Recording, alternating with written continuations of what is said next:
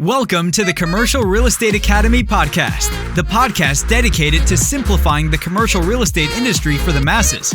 Each week, we sit down with industry experts to dissect the many facets of commercial real estate and extract valuable lessons you can apply to your business.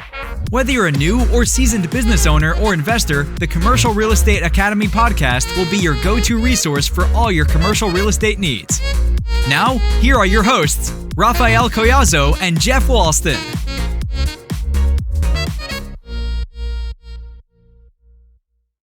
Welcome to the Commercial Real Estate Academy podcast. I'm your host, Raphael Collazo, here with my co-host, Jeff Walston. How's it going, my friend? It's going great. Work's extremely busy, so 2022 is definitely picking up, and everything's going well. What about you, Raphael? How's it going over there? It's going great, man. It's as always similar to what you're saying. Interest rates have been ticking up a bit, so there's investors out there that are concerned about what that looks like going forward. But in the meantime, it's been great. Listed a few properties, got them under contract, and getting them closed here soon. So, just try to keep active in this very crazy market that we find ourselves in. And, luckily we had a little pause the other day because we had an opportunity to speak with, a legend in the industry. And I don't use that term lightly. His name's Michael Bull. I'm sure you guys are familiar with his podcast, America's Commercial Real Estate Show. I believe it's the longest running commercial real estate podcast that I've come across. And it's definitely one of the inspirations for this particular podcast. And it's one that I listened to a lot when I first got started in the business a few years ago. And so, luckily we had the honor to be able to interview him. He talked a little bit about his background. He started off in the property management side and ultimately worked his way into the commercial brokerage space, built up a massive team. He's done about $6 billion in real estate over the course of his career. So just a high performer all around, and now runs a big team in Atlanta that covers 9 different states. And, they operate in all property types, including office and retail and et cetera. So he talked a little bit about his experience there. He talked a little bit about scaling his operation. He started out at a brokerage and then decided to go off on his own and start something his way, and kind of talked a little bit about that experience and how he's able to scale to where he is today. We also touched on things related to COVID and how he sees that evolving over the next 6 to 12 months. The interest rates have been starting to tick up because the Fed's trying to control inflation. And he described a little bit about how that's going to change the commercial real estate landscape going forward.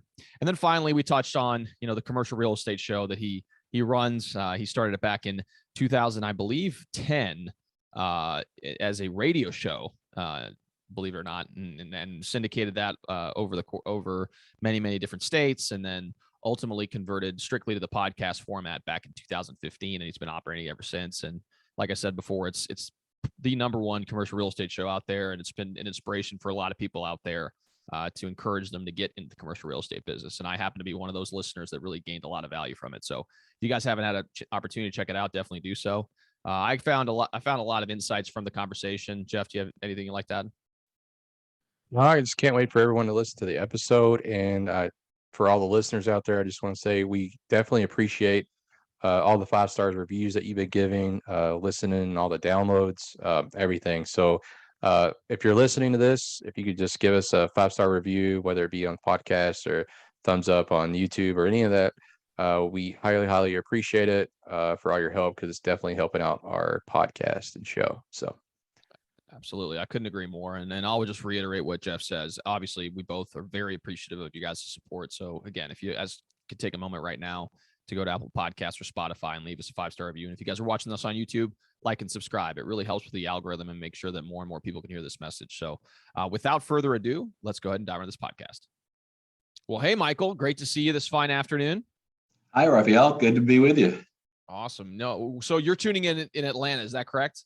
That's right. Awesome. I've been to the airport several times, but I've never actually gotten a chance to take a look at it myself. We live about 7 hours away, and my girlfriend, or my fiance now, has gone down several times. But I'd love to be able to check out Atlanta one day. Seems like a great city. Come by. We'll show you Studio One and take you to a cool restaurant or something. Studio One. That's awesome. Well, again, Michael, this is really an honor. I started listening to your podcast right when I first started in the commercial business, and I've been an avid follower ever since. So it's really an honor for me to be able to interview you today and learn a little bit more about your background. And then obviously you have so many insights to share with our audience. And just to give you some context in our audience, we have people who tune in that are commercial agents, brokers, bankers, investors. So just a variety of different individuals. So I think you're going to add a lot of value to those people. And again, we're just honored to have you. Awesome. Thank you. No, of course. So what we typically do when we first, meet with new guests is we like to learn a little bit more about their backstory. So if you don't mind sharing a little bit of insight on your background, I think that'd be great. Okay. Well, I started managing apartments right out of high school when I was 18. I was going to school at night at Georgia State, and they needed a job. So I started managing apartments, and that company taught me how to manage and lease and renovate. A year and a half later, I was hired by a larger company. And so at 19 and a half, I was running a property management company. All my employees were all older, but I was managing apartments, and I got my real estate license at 19. My first sale was a 20-unit apartment deal in Midtown Atlanta. And then I tripled the size of that company. At 22, I grew tired of property management and went into full-time commission-only sales. And I focused mainly on multifamily, and I had a huge market share in Atlanta, built of selling apartments in the in-town Atlanta market. So I did that for a long time. And then about 24 years ago, I started Bull Realty, and then started getting licenses in other states. So now we have about 50 people. I'm licensed in 9 Southeast states with broker affiliates. We do some deals all over the country. I personally lead a team that sells office buildings. And then I started the show, America's Commercial Real Estate Show, 12 years ago. We've done a show every week for 12 years. You know how much work that is. And then I started I planned to one day, when I basically retired, I thought someone might come in and buy Bull Realty and just to get rid of us, or to expand nationally with the brand. And I thought I'd be sold out by now. And then when I did, I'd start speaking and doing agent training and coaching and things. Then I realized that, you know what, I was getting kind of old, and I better go ahead and do that, because I don't want to be on stage training with a cane and a walker. This is how you do it. So I went ahead and did some training. So we produced 21 one-hour training videos and got them out there, and the people love them that see them.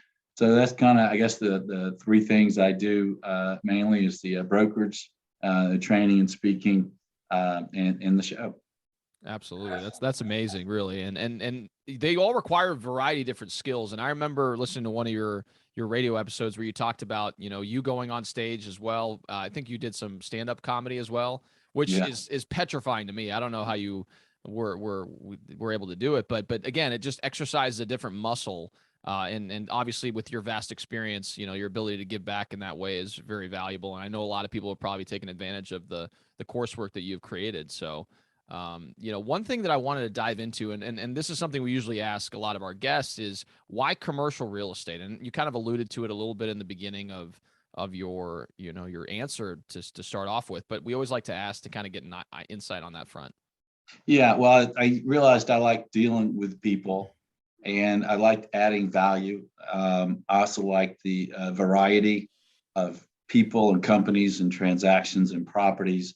I also like being very mobile and not being, I remember one time, for a few times I attended bar in a little bitty area for 6 hours, like, oh, this is like being in jail. I'm used to running around, right?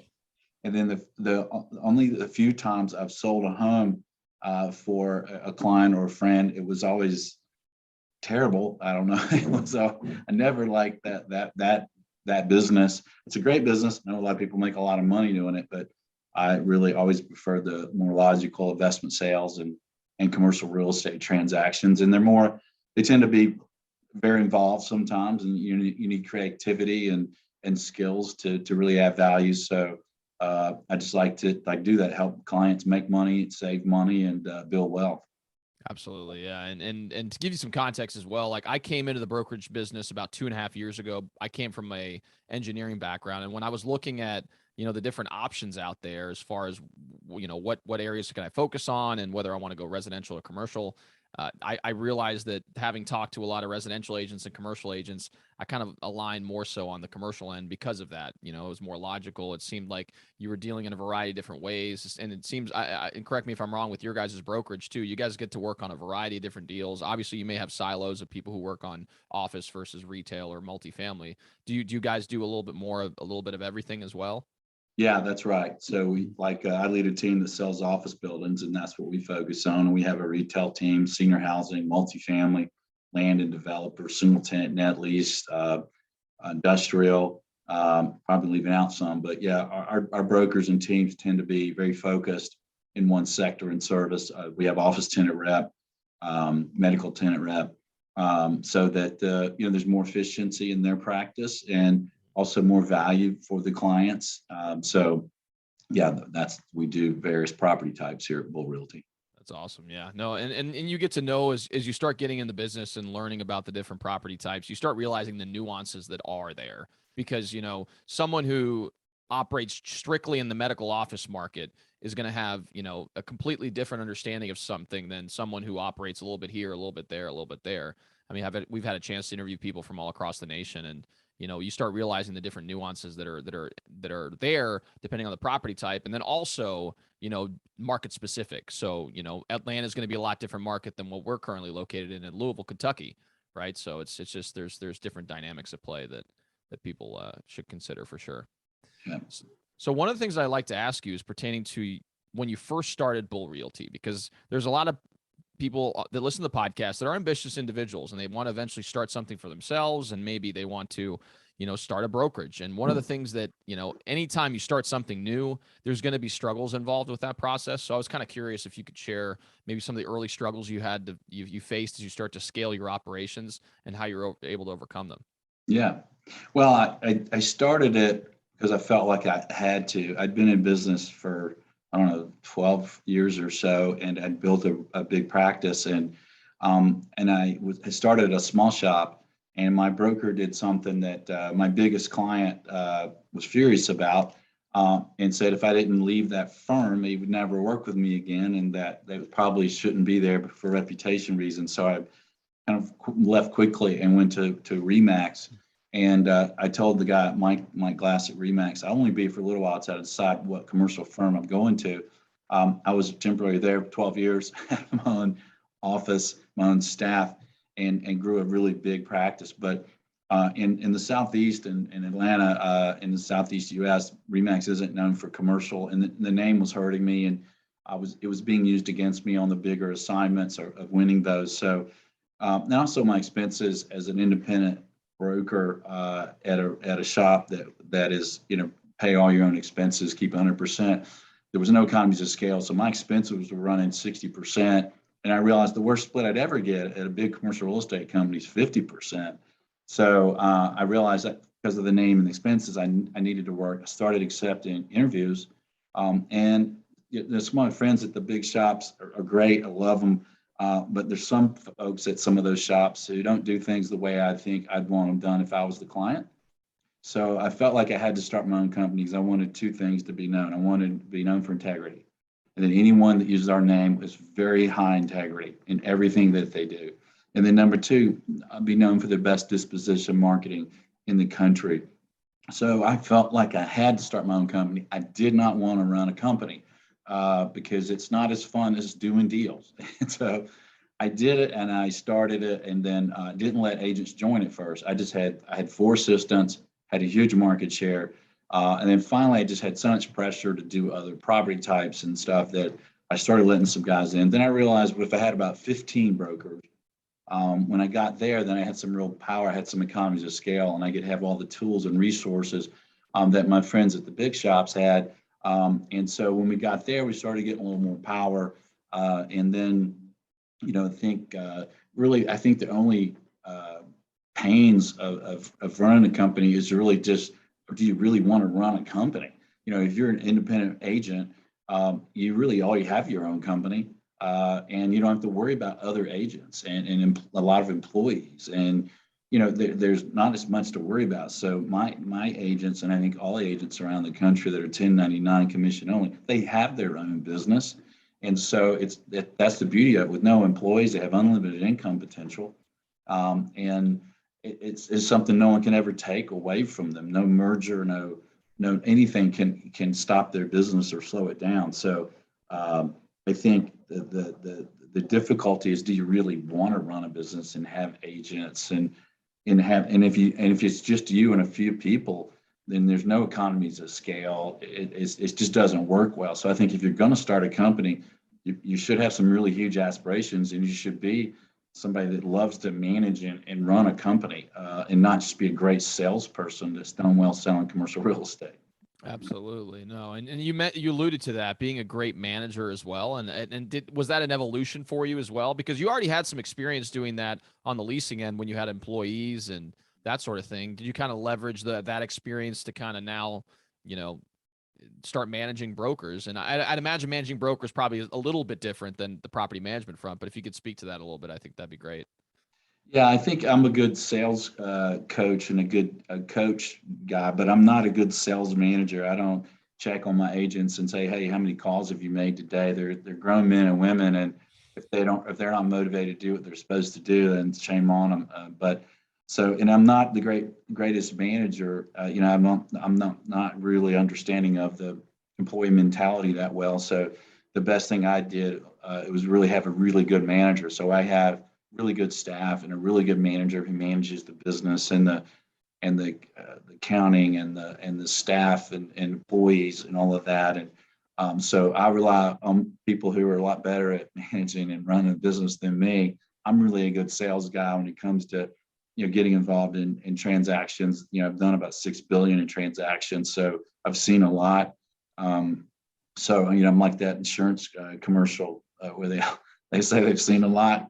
I'm sure I'll see some new stuff, but I've seen a lot. So I'm good at helping agents build business and build a career, help them win assignments and close assignments. So I guess to answer your question, what I've learned is have a really good manager if that's not a strong suit for you. So that's what I've done. Yeah, no. And it alludes to kind of a commercial real estate term, like your highest and best use. Like, what is your most valuable skill set and how can you leverage that and then find someone else to, do the things that you're just not very good at. And sometimes it's hard, especially when you're first starting out, because it's really hard to relinquish control. And this is something that, any, high performing individual they have a problem with, is they don't know how to relinquish control because they like to be in control of things, to be able to make sure that things are done the way they need to be done. But then there is something to be said about being able to bring the right people in and then giving them the ability to work and do what they need to do in order to make your organization a success. So I agree. That's some great insights for sure. So one of the things I wanted to ask is, obviously we're kind of in a unique time. Hopefully we're near the tail end of COVID. I mean, we've been talking about this for 2 years now. I think it's getting very, very repetitive, but it definitely is something that has impacted the commercial real estate industry and probably will impact it going forward. In particular, when you're talking about supply chain issues, interest rates are starting to tick up now that the Fed has been trying to control inflation. Like, how have you seen, or what are some of the challenges that you guys have experienced as a result of what's been happening over the last, 6 to 12 months? And then what have you guys been doing to try to manage that going forward? I think in the last 6 or 12 months, we've seen things open up a good bit more. More of our clients are working in the office. I think, that was part of the struggle as you're dealing with attorneys and lenders and banks and people trying to work from home, and the inefficiencies there were just really frustrating because we were very active through the last couple of years, 3 years. We've been, last year we closed $1 billion in sales, and my team closed 390 million of that alone. So, if the frustration was probably more just the inefficiencies when you're dealing with parties who are trying to work from home and all of that. What we're seeing today, I guess, is we're starting from the interest rate increases. We're starting to see buyers underwriting differently than they have been, and really in the last 3 to 4 weeks, it's been really changing quickly. So, not so much yet in multifamily and industrial. That market is so hot. There's so many buyers some of those buyers are adjusting underwriting, but they're not winning the deals. So, I expect to see that changing soon, but not yet. But we are seeing it in retail, office, where the buyers are having to adjust their underwriting and sellers having to, be braced for a bit of a valuation change. Absolutely. Yeah, no, and I couldn't agree more. And I'm local here to Louisville and operate in a boutique brokerage. And so I've done a little bit in a lot of variety of different ways. And, I've listed a couple multifamily properties as of late, and those just fly off the shelf. And there's really nothing, that you need to do really. It's literally just saying, hey, this is what we're going to market at. And if it's in a reasonable range, there's plenty of buyers out there that are willing to take it on. But on the retail front, I had a shopping center that I've been working on for a while now, and interest rates have been starting to tick up, and it's been kind of hectic on that front to be able to get the right person to be able to purchase it. So it's one of those things where it is ever evolving, and hopefully now that things have started to taper off as far as the cases of COVID are concerned, we'll start to normalize a bit. But the financial markets are still kind of hesitant. I'm interested to see how it's going to play out over the next 12 months or so. So yeah, and there's got to be some increases in cap rates on office and retail. I think, when you look at the end of the first quarter results, they weren't really illustrated yet, but I think at the end of the second quarter results, which we'll see soon, you'll see some increases in cap rates. Oh, for sure. No, I couldn't agree more. So one thing that I've been wanting to talk to you about for a while now that we've had this on the calendar for quite some time is your experience starting America's Commercial Real Estate Show. Like I said, when I first got started, I was listening to your show pretty much every single day. I was listening to all the different podcast episodes you were providing, and you do a phenomenal job of bringing in experts from across the country to be able to share insights from a variety of different markets and different property types and all the things that are happening within the commercial real estate world. So, what was the impetus to start that, and then how has that process been over the last couple of years, or now over 12 years, I think you mentioned, and keeping it going? Yeah, well, I think that brokerage, in my mind, is half marketing and it's half consulting, right? We're marketing our services and we're marketing our properties for sale or for lease for our clients, and then the consulting part. And when I first started the show, it was on one radio station in Atlanta, and it was a marketing idea, right? It's to get out there and get our name and our company name. We were more local than we are now. We're still local, but we do things in a broader way at this point. But so it was a marketing thing, and we did it on one radio station. And I got a little lucky, Raphael. I was going to do a call-in show where I'd walk in there at 10 a.m. on Saturday morning. People could call me. I'd have my one of my research guys there with all of our systems, so I could look up things and answer questions. And then they called me about a month before the show started and said, "Hey, we're building new studios at Salem Media. You're going to have to record the show." And I'm like, "Oh no, that means I can't wing it. I'm going to have to, produce a show basically." And if I'd have known that up front, I may not have done it, but I did it. My first show was in October of 2010. Think of that year. We had the 08-09 debacle, right? And we did a show on commercial loan workouts, and I had 2 or 3 of the biggest experts on it, and I had done a lot of work in loan workouts. And when I finished that show and I walked out in the parking lot, it hit me that this show is extremely valuable to the commercial real estate industry around the country. And that's when it hit me. This show could be pretty big. It started growing. It grew to 60 radio stations around the country. We taped the first Absolute show as a podcast as well. When people, what are podcasts back then? So we did it as a podcast, but we were on radio stations. Then I think it was 4 or 5 years ago, we kind of started dropping the radio stations because you have hard stops and, strict timelines and clocks. So, and just went really more digital with the podcast sites and the YouTube stuff. So I think the biggest struggle was in the first 3 years or so, 4 years maybe, because especially in the beginning, how much work this is, and it was a lot of work, and we felt like we had to really do very, very high quality shows because of the reputation of the firm, and the amount of work for the small audience was pretty frustrating, and to do that every week, and I think if I'd have known all that, how long the audience takes to grow and how much work it was, I would have never done it. And at that point, I kind of, well, I'm in it, I'm doing it. Well, fast forward 12 years, we have a huge audience, it's a lot easier to do. We have basically a news station type studio with 3 cameras and a professional producer, and it's in my office.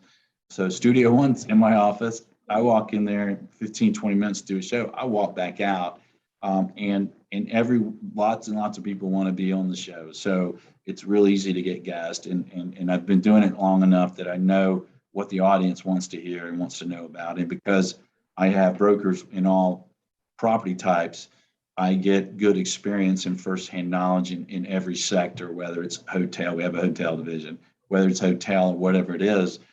So I have the ability to ask the right questions, and to kind of anticipate what the audience may want to know with the different guests. So it's a lot easier now.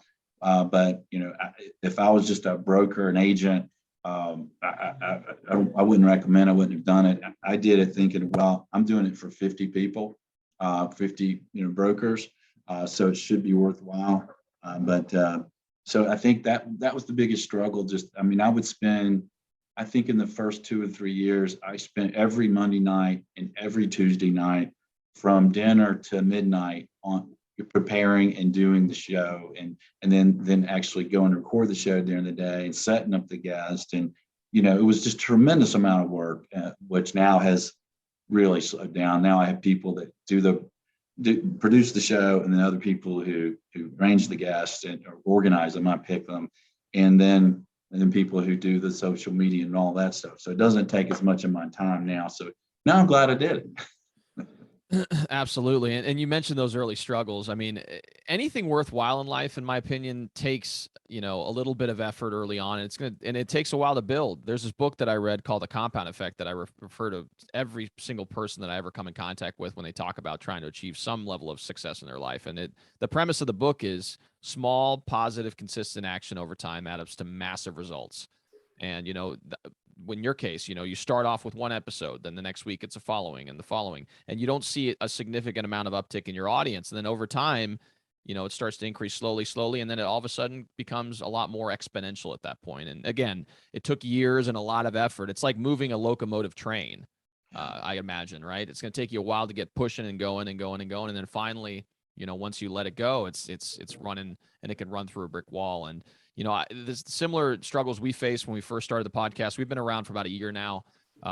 Before it was all me pretty much, and my co-host as well, Jeff Walston. And we were just trying to, put everything together, edit, all the things that you need to do in order to make sure the production works well. We were doing all that in-house. And now we've gotten to a point where we've written out the processes. We created YouTube instructional videos, and now we have a virtual assistant who helps us out with the process as well. So a lot of it's way more streamlined now. So I can reach out to people all across the country. And this is one of the benefits of Zoom and all these other virtual platforms, is now you can just reach out to people from across the country. We have the honor of being able to talk to you. I would never have been able to, because I've never physically been to Atlanta, but you're in Atlanta, I'm in Louisville, and now we're able to have a great conversation about commercial real estate. So, I love what you've done, obviously, and you've been the model definitely for this show.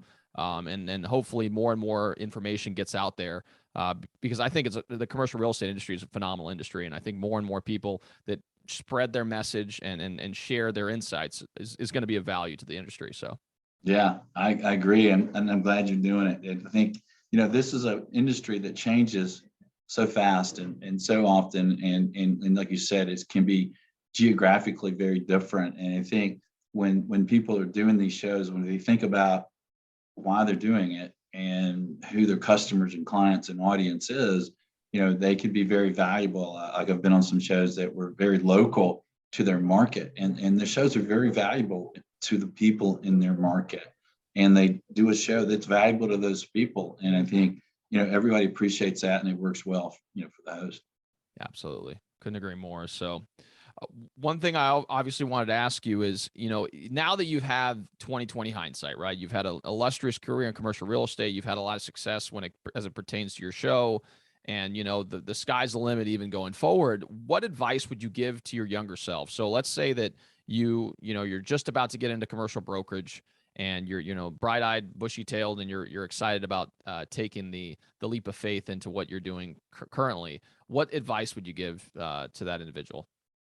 I think on the brokerage side of being an agent, I think one of the biggest things that helped me was when I saw that commercial real estate salesperson, and I saw sales in the title. And at that point, when I was pretty young, and I hadn't met a salesperson that I respected. I mean, really all the salespeople I had met were jerks. So I was like, I don't want to become a jerk, So I studied sales like crazy. And, I think that was very beneficial, and probably the only reason I made it, because I studied sales and the related things, motivation, time management, negotiation. And I studied that just like I was studying for exams. And I did it for years and years. And I think that's what really helped me build a strong practice as an agent, and studied a lot about entrepreneurism. I love Michael Gerber's book, The E-Myth, called now The E-Myth Revisited, and I think just training a lot was the big thing. And I've now helped a lot of brokers personally, for the last 24 years. And I've seen from really, I've got brokers who net over $1 million a year here. And I've got agents that are new, and I've have some that sometimes don't make it, and everything in between. And when I look at the differences, a lot of it comes down to the sales training and expertise. Are they used to being an entrepreneur? Have they studied it? Have they been in sales before? Do they study it? Because, we sell and negotiate every minute of every day in markets. So I think it's that training of sales that really helps me, that really helped me. And as you mentioned before, I'm continuing to train in sales. I did the stand-up comedy class and did stand-up comedy and public speaking. And I've taken training on hosting television shows and public speaking. And, I think if we always continue to train and realize that we can get better, I know I can get better than I am today. And I think if you have that attitude and you're doing something about it, you're going to be successful. That's couldn't agree more. That's phenomenal advice. And it kind of leads back to the idea that, you can't eat an elephant in one bite. If you look at someone who's been, and this is something I did a lot early in my career, is I'd look at someone that was someone that I wanted to emulate and was extremely successful. And I'd say, there's no way I could ever achieve what they've achieved. Like, look how much of a difference there is, but you don't realize that there's steps along the way to get there. And sometimes our time horizon is all jacked up as far as our mind's concerned, because we live in a society, at least today, where it's almost immediate gratification. It's like we want to be there yesterday. But in reality, in order for you to achieve any type of success in your life, you're going to need to have incremental growth over time. And so that's why, what you said, mindset of saying, okay, I'm going to continually learn every single day and try to improve on a little bit every day. It doesn't have to be a significant amount. Who is it that said that? I think, was it 1% a day adds, or 1% a week adds up to 52% a year. And then you continue to compound on top of that. And by 10 years, you've quadrupled or quintupled whatever you've been able to produce when you first started out. So yeah, couldn't agree more. So first off, Michael, we just greatly want to thank you for your time today. It's been an honor to be able to talk to you and learn a little bit more about your story and your background. One of the things we like to do at the end of the podcast episodes, we have a few questions we like to ask our guests. One of the most important is actually, what is the most impactful book you've ever read? A lot of our audience members love reading. I'm a big reader as well, and I always like to hear about the insights that our guests have pertaining to books, because I usually have a list of different books that people have shared with us on the podcast. So I'd love to be able to maybe read one that you found extremely valuable as well. Yeah. Well, as far as running a business, and like I said, as an agent, I think you are running a business, even if you're just an agent at a firm. The E-Myth Revisited by Michael Gerber, I really enjoyed that. And it's something you can read again and again, because the things he teaches you in there, and his stress is so important. And then on the sales and negotiation side, I like soft selling in a hard world. Soft selling in a hard world. I thought that, I think you want to read all the sales and negotiation books you can in our business. I mean, that's what we do. So, but that one kind of hit home is me personally, because we're not hard selling anything. We're not trying to push anything on anyone that we don't think is perfect or great for them, right? The most frustrating thing I think in our business for me is when I have really good advice for a client or a customer, and I can't get them to take it. And I'm like, all right. So I blame myself for that. What did I not do in asking questions or setting this up properly? Or what do I not know about the prospect or their goals? What am I missing? And I take it as my fault. So I think a sales book, all the sales books should be something, if you're in commercial real estate, on the brokerage side, that can benefit you. And then I tell folks, hey, go get the top 10 sales books of all time, not real estate sales, not the last, top sales books this year of all time, because in reality, it hasn't changed that much. Oh my gosh, I couldn't agree more. Yeah, no, and I there's a few books that you mentioned in there that I'm going to probably put on my list as well, because I haven't had a chance to read them. And yeah, no, and then, like you said, the sales process may change from industry to industry, but we're still people, and we're dealing with people on a day-to-day basis. So if you learn the psychology of someone and how you're able to help them ultimately achieve their goal, because that's what you really ultimately want to do. The hard sell piece, like you mentioned, is may not benefit the client ultimately. So. Yeah, and if you're thinking about the client, you'll do the right things. And if you treat everyone the way you'd want to be treated in a transaction, then you'll build your career. And that's one of the things I like to tell my brokers is, look, I don't care who it is in a transaction, an agent on the other side, the lender, the attorney. If you treat everyone the way you want to be treated as far as communication and information, and respect, then at the end of the deal, everyone's saying, you know what? Michael Bull was great to work with. I would work with him again, and I'd like to do that. You're going to build your business. I've got people we do business with. We just closed a little office deal that was $8 million with a client that we went to dinner the other night, and he said, Michael, we did our first deal 30 years ago, don't you? I'm like, oh wow, has it been that long?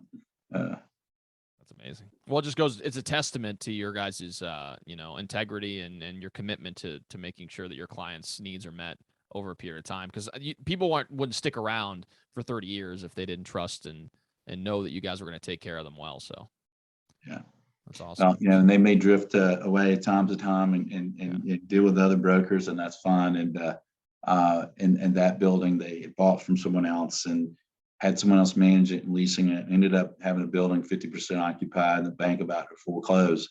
And when they called me, Michael, I know good. I'm sorry I went away. I'm coming back. Well, we completely filled up the building, changed the name of it, got it 100% occupied, adjusted the leases to be separate base and CAM, and renamed it and sold it for them. And so instead of being foreclosed and sued by the bank, they made some money, and they're pretty excited. And that's what you want to do. You want to help people make money and do well. That's absolutely true. Great advice, Mike. So one thing we like to ask near the end of the podcast episode is, what are you willing to contribute to what we call the commercial real estate treasure chest? Essentially, this is a repository of resources that we make available to our audience. And, we've had guests contribute helpful PDFs, Excel sheets, links to videos, whatever you think is going to be helpful to the audience as a whole. And so wanted to give you the opportunity. What are you willing to contribute today? Yeah. Well, maybe for your different guests, maybe for agents, I could give a gift. And then for principals investors, I could give one. And for principals investors, I could just send you an article or two that I've written. I just written one this CPA, the Georgia CPA folks are putting out on the market in my forecast. And then for agents, why don't I just give them a huge discount to our training and provide a promo code. What's a promo code that they know it's from you? Well, what we typically do on the commercial real estate treasure chest. So if those of you guys who are listening, essentially it's a page on our website where we put the podcast thumbnail, and then below it we have a link that gives you access to all these different things. So what we'll probably go ahead and do is offline, Michael will share the promo code, and I'll make sure once you click that link, it'll actually provide you with a link to their site so you could access that. Yeah, and I'll do a big discount. We'll just do 25% for your folks. That's awesome. Off commercialagentsuccess.com, and they're 21 1-hour videos, and we've never had anyone to license one of them. They're online in the cloud, where they didn't come back and want more, and come back and sometimes get the entire 21 package. So we'll give you a huge discount and a promo code. That's amazing. Yeah. And for those of you guys, as Michael mentioned, he's been involved in $6 billion of transactions. So, you guys know that he has a lot of value to provide. If you guys are in the business currently or interested in getting in the business, I would highly encourage you guys to take advantage of that offer, because I think it's going to be phenomenal.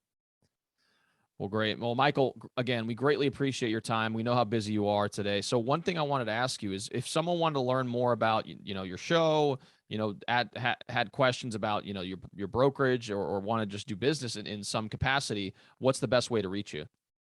I'm one of those folks that think websites should have phone numbers and emails on them, easily to find. So probably the easiest way to me to provide is give you the websites for Bull Realty, Southeast Commercial Real Estate Brokerage Services in Southeast U.S. It's bullrealty.com. For the show, it's CREshow.com for commercial real estate, CREshow.com. And then for the agent training, it's commercialagentsuccess.com. And my phone numbers and emails and everything and social media accounts are all there.